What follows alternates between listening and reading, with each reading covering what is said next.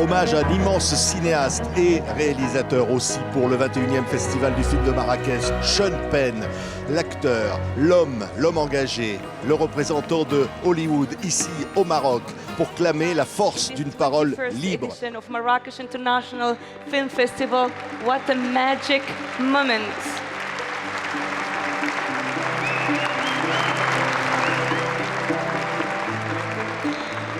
Son dernier film, Queer, avec Daniel Craig, interdit de projection en Turquie. Le cinéaste italien Luca Guadagnino, président du jury de ce 21e Festival du film de Marrakech, n'a pas mâché ses mots lors de la conférence de presse du jury.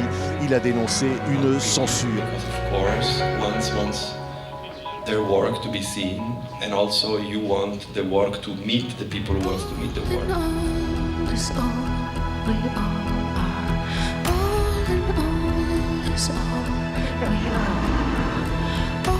Personne n'a oublié la Palme d'Or 2023, Justine Triet, Anatomie d'une chute, et les mots très forts qu'elle avait tenus en recevant cette Palme d'Or. Et ici, au Festival du film de Marrakech, Justine Triet a rencontré le public, les journalistes, le public marocain, lors d'une conversation en toute liberté. Plonger dans leur cerveau et dans leur façon dans leur choix, dans leur façon de vivre. Justine Triet, parmi les stars de ce festival. T'as pas pu les entendre s'ils parlaient calmement. J'ai confondu. T'as confondu.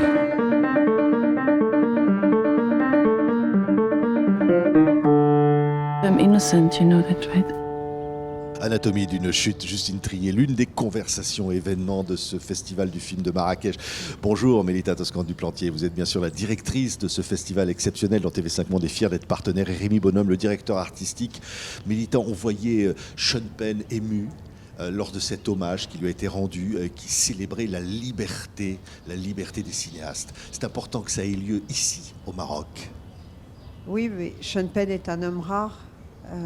Déjà, il n'aime pas tellement les hommages. Il préfère parler des autres et des causes qui lui tiennent à cœur.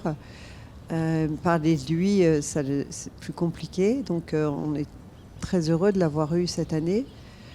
Voilà, parce que je pense que son dernier hommage était en 2002 à Santa Barbara. Donc, vous voyez, ça remonte. Et il était très timide. Il était très réservé. Il était assez anxieux et finalement très très ému, très touché. Ouais, on voyait aussi Justine Triet, qui symbolise aussi évidemment Palme d'Or au Festival de Cannes, qui symbolise aussi cette génération de femmes comme ça qui arrivent avec ce ton nouveau. Rémi Bonhomme, ça vous intéresse ici, hein? Oui, évidemment, les femmes cinéastes, comédiennes ont une place très forte dans le festival depuis toujours. Cette année encore, Justine Triet, évidemment, une des 3 femmes à avoir remporté une Palme d'Or, fait partie du programme des conversations. Mais on y retrouve aussi Ava DuVernay, qui est l'une des voix fortes venues des États-Unis. Et puis on donne aussi la place à des jeunes cinéastes qui sont programmés dans le cadre de la compétition, également dans d'autres sections du festival.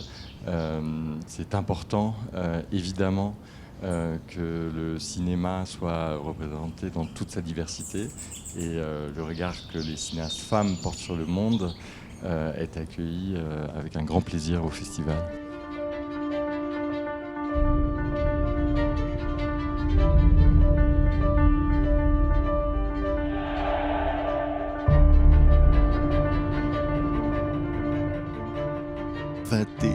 Édition de ce festival. Mélita Toscan-Duplantier, vous êtes une figure historique, hein. C'est toujours la même passion de se lancer dans cette aventure avec les Marocains ici. Je ne fais ce festival que par passion.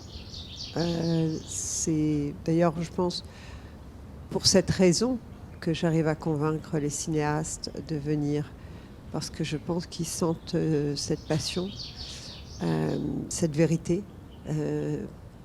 Pour moi, c'est pas un job, c'est beaucoup plus que ça. La première année était il y a 24 ans. On a eu des années sans, mais ça fait 24 ans que je m'occupe de ce festival. Et donc oui, c'est la passion qui m'anime, et c'est celle que je transmets. Et je pense que c'est pour ça que ça marche et que j'arrive à les convaincre. Ouais, Tim Burton, on disait dans Sean Penn, David Cronenberg, des hommages, des conversations. C'est ça le cocktail gagnant. C'est au fond aussi la rencontre avec le public marocain. Le public marocain, il a énormément évolué par rapport aux premières années. Et il est très friand des films pointus, des films de la compétition. Les salles sont pleines, les conversations sont pleines de jeunes étudiants, parce que la relève au Maroc est importante, en Afrique, et on le voit à travers les ateliers d'Atlas dont Rémi a parlé. Et c'est vrai que ce public est tellement chaleureux que les invités le ressentent.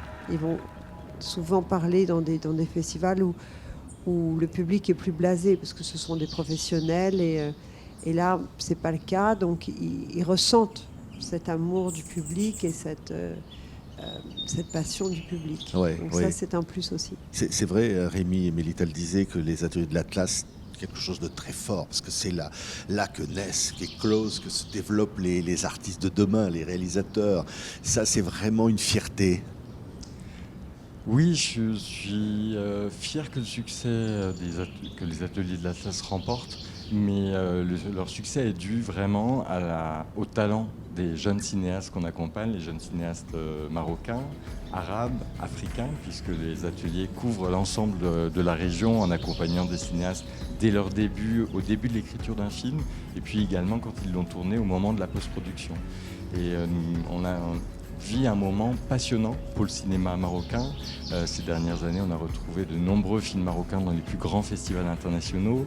La plupart d'entre eux ont été accompagnés par cette plateforme que nous avons initiée en 2018.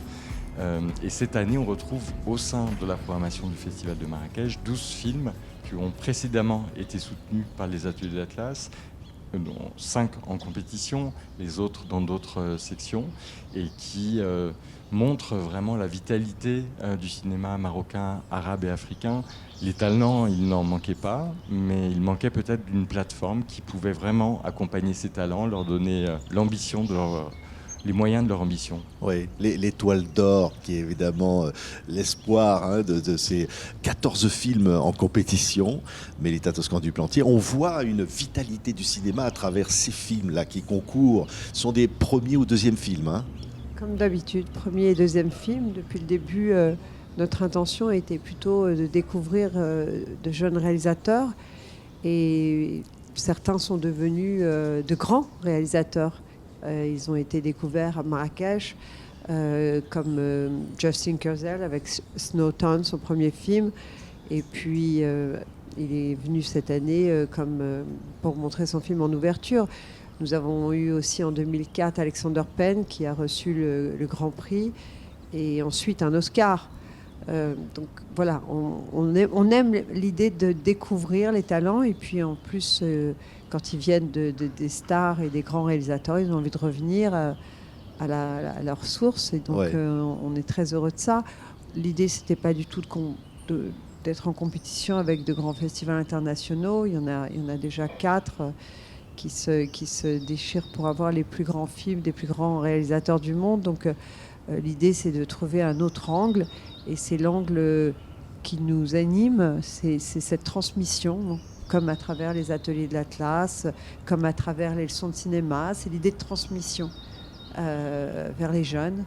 Et ça, c'est ce qui nous intéresse le plus. Oui, c'est une terre ici de tolérance, de partage.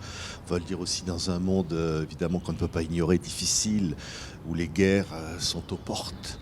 Ça, on le prend en compte. On dit là, le cinéma a un message à apporter ici depuis Marrakech. Rémi. Je crois que le cinéma, justement, ouvre le dialogue, quel qu'il soit. C'est important de continuer à montrer des films. Pour moi, c'est essentiel. L'art et le cinéma ont toujours été essentiels pour nous accompagner à mieux comprendre le monde, pour aussi comprendre ce qui nous unit, comprendre en découvrant les différences de regard sur le monde, on comprend aussi ce que nous avons en commun. Et je crois que c'est aussi ce à quoi nous œuvrons avec le Festival de Marrakech. C'est à travers des films du monde entier, avec une présence aussi importante de films arabes et africains qui sont découverts non seulement par le public, mais par ce jury très prestigieux qui vient du monde entier.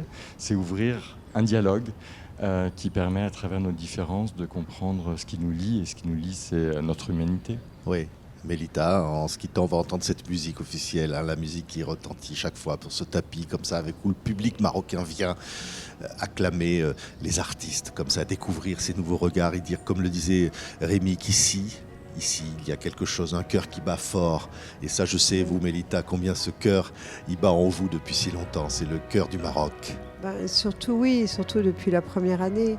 Donc, oui, l'idée, c'était de faire naître ce festival dans des conditions difficiles. Et ce festival ressemble exactement à ce qu'est le Maroc. C'est cette terre de tolérance, d'ouverture, d'accueil. Donc l'idée, c'est d'accueillir le monde ici, toutes les religions, toutes les nationalités, et de ne parler que de culture et de cinéma. Merci à tous les deux. Et TV5 Monde est fier d'être partenaire historique de ce festival international du film de Marrakech. Merci beaucoup. Merci à tous les deux. Merci.